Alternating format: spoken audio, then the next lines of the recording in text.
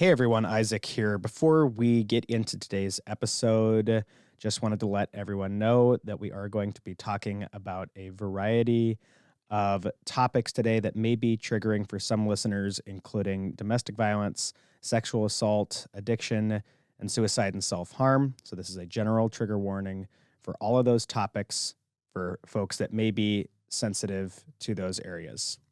With that said, let's get into today's episode.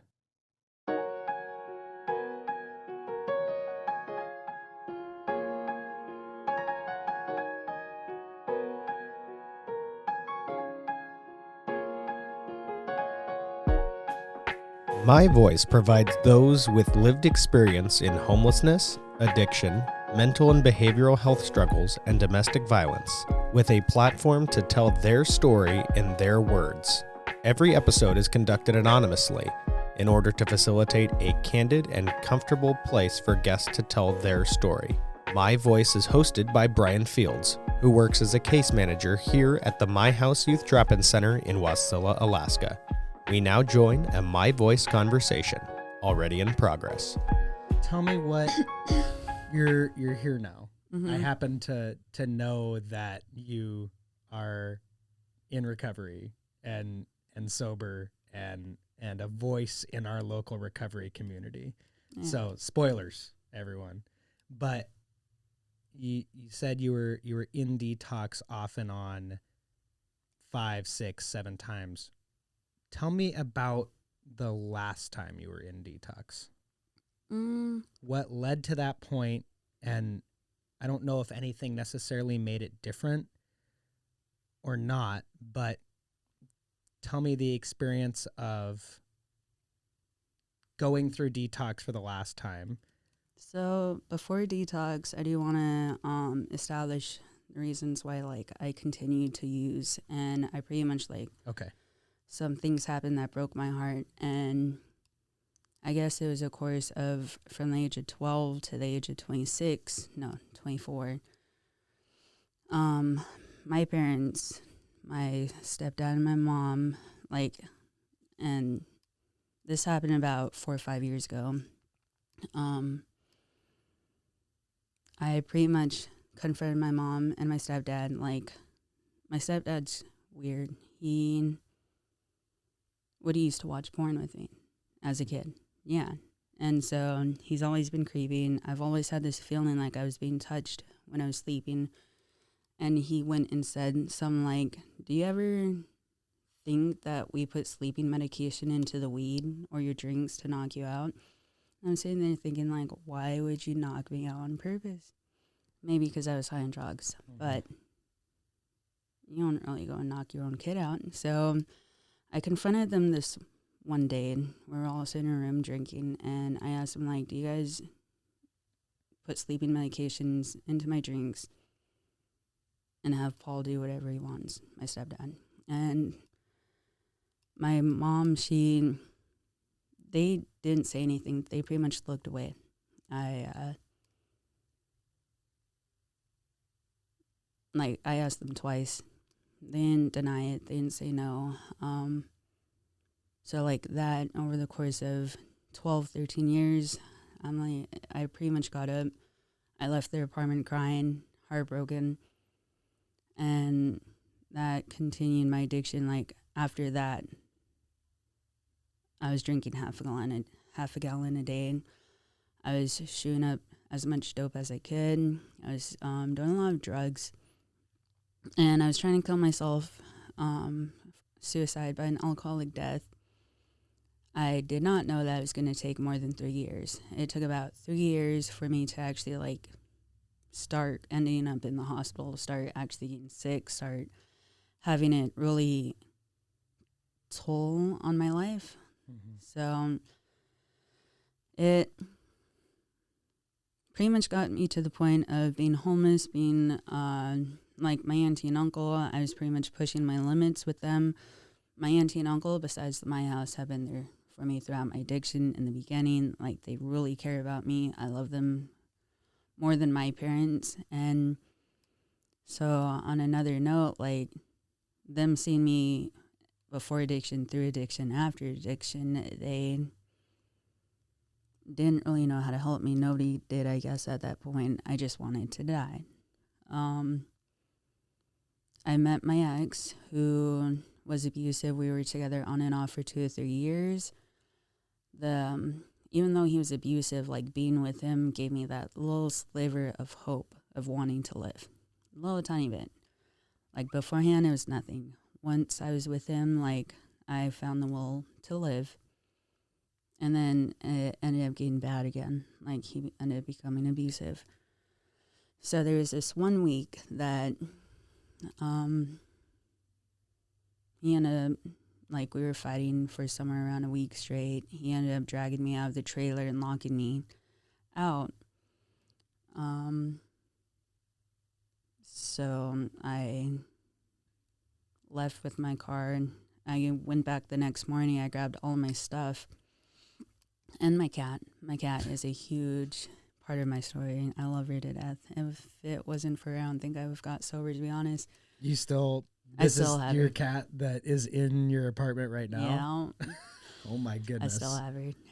So I grabbed her and we went to live in my car for 3 or 4 months. Within 6 months, I ended up in the hospital 7 times. And then that 7th time, I got admitted for about 11 days.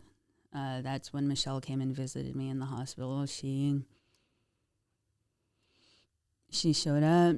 She brought flowers. She came and seen how I was doing, and I didn't think a lot of people would show up. So the fact that she did showed me that she really cared. And when she showed up, I asked her if she knew of any transitional or sober living that I can go into. And she got me in contact with Josh Engel over at True North Recovery. And she said that they're going to show up. They're going to come. I don't know which day, but they ended up coming, and they came in, sat down, introduced themselves, and I'm telling them, I'm like, I don't want to do inpatient treatment. I don't want to do, I just pretty much want a sober living house and do outpatient treatment. And they're just sitting there nodding their head. They're like, okay. They didn't really say much. They didn't really say anything. I was telling them what I wanted, and then they were like, if you want to continue to help, we have an application here. We can do an assessment. And so I was like, okay, I filled out the application. I honestly only remember when I did an assessment, but sometime I did an assessment. I think it was within the next month and a half. So I got that turned in. And then after like 11 days, I got released, and Josh Engel pretty much gave me a ride to my car. And on the way to my car, he was like telling me his life story and that he's from the lower 48. He came up here, got sober. Yeah. And I think the only weird part about that is like he was telling me, that, and then he was giving me a ride. And the main thing I think of is like, oh, hey, he's in sobriety. He's like working on long-term sobriety. And the only thing I could think about at that time was I have dope in my car. Yeah, I know. It's pretty bad. So, like, he gave me a ride to my car, and the first thing I did was go smoke dope with a friend. And I went back to drinking, drugging, being homeless, living in my car with my cat. About a month and a half later, like, I ended up getting in a fight with my friend Roxy, who was helping me. She was there pretty much from the time I confronted my parents to the time, like, I got sober, and we ended up getting into a physical fight. And so I just, I pretty much lost all my connections. Like, I didn't really have anywhere to turn. I ended up meeting up with this guy who I was staying with for like a week on a property in the Butte, very sketchy property. I didn't know where my cat was. I didn't know who. Like, I ran out of drugs, alcohol. I didn't have any money. And then, like, during that time, my cousin with Chickaloon Tribe, she showed up. She bought food, and she offered to take care of my cat while I did inpatient treatment. So that right there was, like, I think that's what put me over the edge. Like, okay, inpatient treatment, like, I can actually go and do inpatient treatment. Yeah. So I ended up acquiring some drugs and alcohol, and then after a week of detoxing, before I got more drugs and alcohol, like I pretty much was losing my mind in this shed on some sketchy property. I was like just losing my mind. I couldn't think straight. I didn't know what to do. I was like just lost. I was very lost. And so I got a hold of Josh Engel and I told him, like, I'm ready. I want to do inpatient treatment. I want to do detox and inpatient treatment. And he said, okay, and can you come in tomorrow? And I was like, what about in 2 days? He's like, no, tomorrow. So there's a lot with that.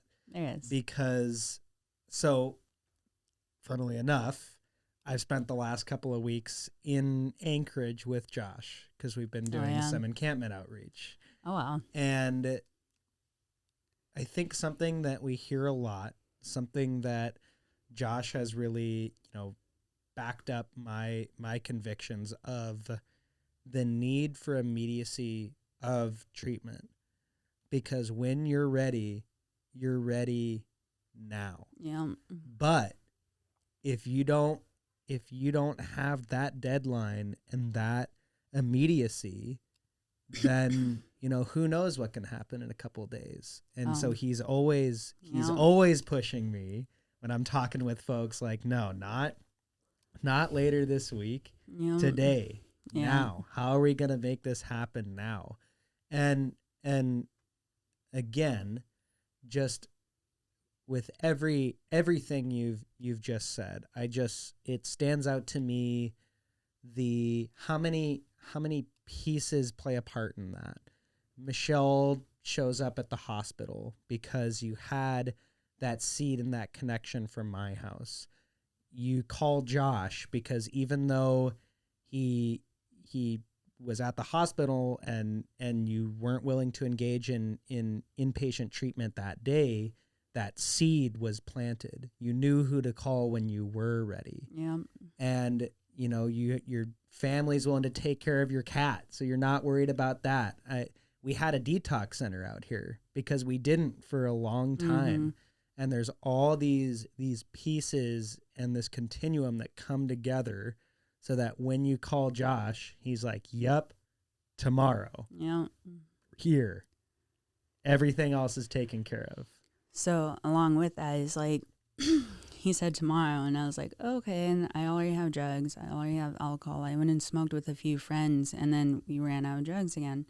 I ended up selling my pipe because I was like, I'm going to treatment tomorrow. I don't need this anymore.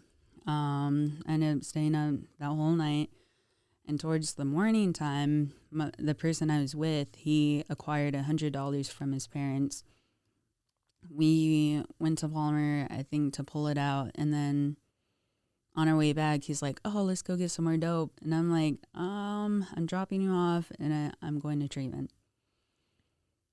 I was so tempted to just, push off going to treatment to go do $100 worth of dope, which wouldn't even last a week because he was shooting up. And at the time I was only smoking, and it goes pretty quickly with our, tolerances. Mm-hmm. So thankfully I told him no, like I'm gonna go drop off my car and my cat. I'm going to detox. And I guess like throughout my addiction, a lot of people told me like, I told a lot of people that I'm going to treatment, and then never followed through going to treatment. And this time it actually stuck. Like I went and dropped my cat and my car off. And it sucked. It really sucked. I said goodbye to my cat, and then I parked my car, and then Josh brought me to Detoxed, where I started my journey into recovery. So that was very nerve-wracking. I didn't know what it was going to look like. I didn't want to get sober. Like, part of me did, but part of me was tired of being homeless, living in my car, not doing anything with my life, not being involved with friends, family, none of it. Like, it wasn't living. It was, I guess, surviving, but it was just existing. And so when I went to detox, like, I was literally, I had like an orange juice or some type of juice with liquor in it. I poured the rest of my liquor in that, poured the rest out. And so, like, I'm literally drinking on the way to detox, drinking while I'm in the room changing. They're going through my stuff. They're washing everything. They're doing the paperwork. And I finally, like, got on my scrubs, went into detox, and I had a panic attack, like, going into the detox room, and they shut the door, and I had pretty much a panic attack, like, sitting there on the couch. And they didn't really realize it, but I was sitting there, like, freaking out, and it was difficult because I was a very angry person when I was in detox. So I spent about 7 days in detox. They were telling me, okay, you gotta go group. I was telling them, excuse my language. And so I was really angry that I couldn't sleep. I couldn't just eat and sleep. And they're like, no, you're pretty good to go group. It's a requirement. If you don't go to group, you're going to be discharged. And I was like, you guys are discharging me for pretty much detoxing from alcohol and meth. Like, all I want to do is sleep. So I ended up going to group. I was very pissed off. And so either way, like, once I got to the point of the end of that week, we started doing applications for treatment centers. Excuse me. And there wasn't really going to be a bed open at Vita Nova. They told me, like, there's possibly a bed, but that was going to go to another chick. And so we still did the paperwork for it. And they're like, oh, if, you know, if you get in treatment. I was like, not if, when. And I think that really showed them that I was actually there. I was ready. Like, I really wanted to get into the 3-4 month program. Yep. And so I transferred from detox to Vita Nova. And the difference about doing this detox than any other detox is that I finally experienced surrender. Like, a lot of people say, you know, oh, you're not ready until you actually surrender. And I never realized what that was. And that moment of surrendering, when I contacted Josh, that moment was me surrendering. Yeah. So I went to every other detox, and, you know, part of me still wasn't done. I wanted it, but I wasn't done. Yeah. So, of course, I left. I went back to using. There still weren't a lot of treatment options like there's today here in the Valley. So I just stuck with this detox because they actually, like, had people showing us that people are in long-term recovery and they're making it through life. So from detox to Vita Nova, I spent about 3.5 months at Vita Nova. And the main person was the staff members there. They all had recovery. Yeah. Like, the majority of them were in recovery. And I'm sitting there hearing them, like, I'm getting my kids back. I have my own place. I have a car, a brand new car. And I'm like, I want a brand new car. I want my own apartment.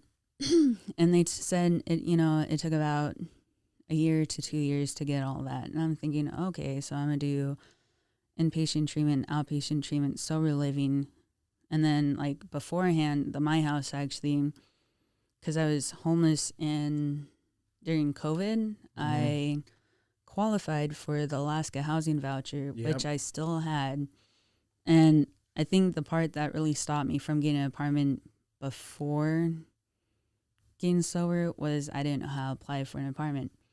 So even though I didn't ask my house, for help to apply for an apartment, I still had it, and I was, like, getting close to where it was going to expire or something like that.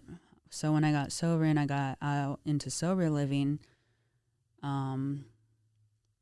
outpatient, the case management there helped me apply for apartments. It took about 6 months for me to go from sober living to my own apartment, and that was pretty good. I have my first apartment. I'm still in it, going on almost 2 years. Huge achievement, and I've never had my own place before. except for a motel room. And you had, it sounds like you had that plan kind of even while you were in inpatient, you're hearing about what the next steps look like for those peer support folks. And I think something else that Josh was talking to me about, actually, turns out, is you were able to establish that plan. Like, this is what I want to do. This is how long it's going to take me, and this is what I got to do to get there. And then I think everything that I've heard you talk about today is how, despite all this adversity, you were still able to accomplish these things, graduating and having a job. And so, like, yeah, of course you're going to be able to get into an apartment and get a job and achieve all of this stuff once you just have those folks that kind of went in front of you show you that it's possible and this is how you do it. Yeah. And all you got to do is just go do it because Yeah. you can. And then, I mean, not too long after that, you end up back at TNR working. It took some time. It took longer than I thought. Their hiring process could use some work. But I was doing part-time work over at Ponderosa. It's pretty much a hotel for dogs. So it wasn't kitchen work. It was a place that I actually enjoyed working at. And so I spent about 9 months working there, from sober living to my own place. And since I had my rent paid for a year, you know, that was able to give me some time to transition from Ponderosa into TNR, True North Recovery. And you should specify, because it also means trap, neuter, release, and people always from out of state ask me why I'm talking about it, but I'm like, no, it's True North. What do you guys mean? Oh, wow. So what made you want to go back and work in the recovery field? So it was more of being able to give back, being able to show others, and it wasn't a kitchen job. So I was like, I didn't even know how much peer support was making at that time. I didn't know how much they make in general. So when I applied and Brendan told me, he was all like, oh, yeah, you're going to get paid $20 an hour. I was like, what? So that pretty much topped it off for me. I went and did peer support because I wanted to be a part of True North Recovery's, pretty much be a part of their staff and make more connections and be surrounded by people either getting into recovery or in long-term recovery. So I think the huge part I was looking for is making connections and hoping those connections, you know, stay with me even when I look for another job opportunity. Yeah. So being able to give back, and I went from peer support to case management, and I actually really enjoy case management a lot more. I'm making those connections, and so I'm a little over 2 years sober. Congratulations. Thank you. So it's more of pretty much giving back. Yeah. And you, speaking of giving back, you are on our youth board of directors. Oh. And you were in Juneau and you were in DC a couple weeks ago. Not that we need to spend a ton of time on that, but I think I've really enjoyed your insight and your advocacy. I think you, with everything you've just talked about, what I have seen is you are able to shed light on issues that you have lived experience in with such poise and such grace. I really respect that about you. Thank you.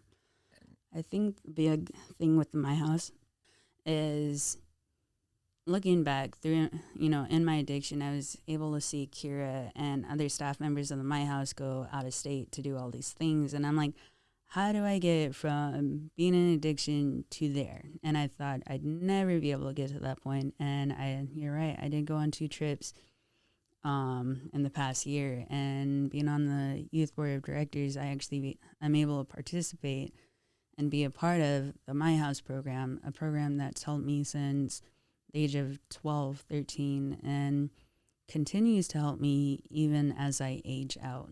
And so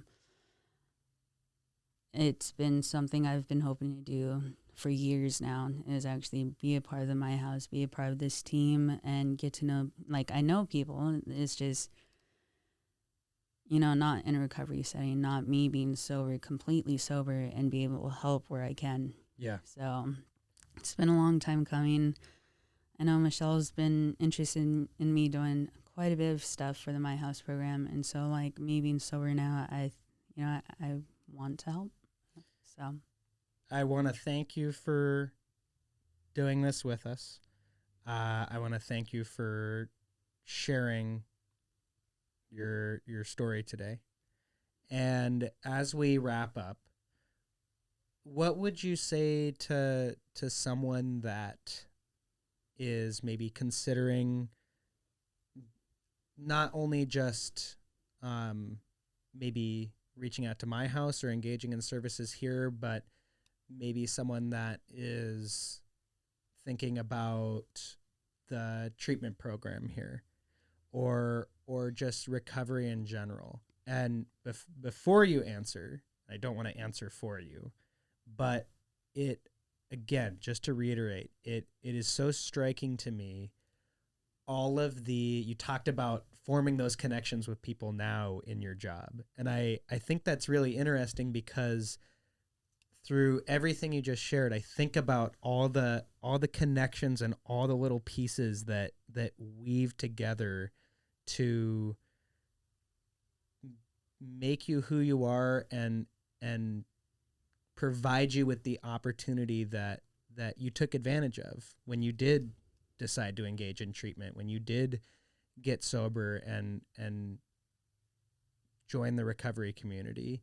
And I think it's important, and maybe this is just because I've been doing some more outreach stuff, but I think it's really important for people to remember, whether they are doing outreach or if they're just driving down the street and they see someone that needs help, that sometimes it's not about the here and now. Sometimes it is about planting that seed. And I think what you've done today, but what I've seen you do in the time that we've known each other, is you're such a great example. You do such a great job of planting that seed and providing people with the ability to see that if you are able to, achieve everything that you've achieved and overcome what you've had to overcome, then maybe that person can too. So some things that I would recommend for them is reach out and keep utilizing resources even when you feel like you haven't been the greatest at it. Even people who care years after years might create that attachment. And soon as you create attachment, then you won't feel like you're a burden anymore. So people on doing outreach and receiving services, I would, encourage them to keep receiving services no matter how bad they look, no matter how messed up they are. There's resources out there, and when you're ready, utilize them, because they're there. And there's no really time limit for anyone to get sober and come off the streets. There's not really a time limit until you're ready, until you're done. I think the only thing for people who receive recovery and get sober later in their years is that the only thing they regret is not getting sober sooner. So it's a huge one where I work. People figure out that they spend years and years being addicted. And I guess the main part is like for me, you know, being addicted on drugs, homeless, I was surviving. I wasn't really living. And so life in addiction isn't living. You're just existing. And it's not a great feeling. So go live. Yeah, and do all the things. Like now in sobriety, I get to go. I visited 2 states in the past 2 years. I'm about to visit another one. I got my CDL. Like I'm doing all the things. Like I'm living. I get to participate. I get to pay for my family members' presents, Christmas presents, birthday presents. I get to go zip lining. There's all these things I actually get to do and work towards that I thought I'd never be able to do. So I would just recommend using those resources. Thank you, Raven. Thank you. Thank you for listening to today's episode of My Voice. For local services here at my house, please call 373-4357. That's 373-HELP.